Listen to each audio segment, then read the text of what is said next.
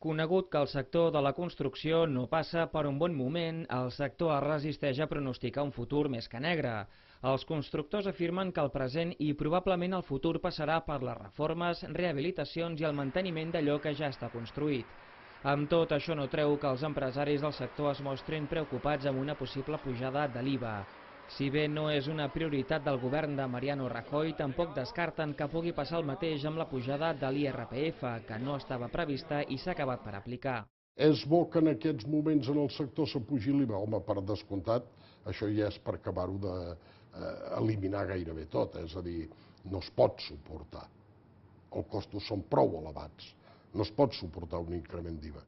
Pendents de què faci l'executiu, que s'empara en allò del res és per sempre, el sector té una altra preocupació, l'intrusisme en les rehabilitacions i manteniment. En aquest sentit, els constructors afirmen haver tingut converses amb les administracions per posar fre als treballs il·legals, amb una proposta, diuen, senzilla, clara i molt concreta. Quan una persona va a demanar un permís per una obra menor, exigim i demanem, i així els ajuntaments han dit que sí, que consti el nom del contratista. Però no n'hi ha pas prou d'això.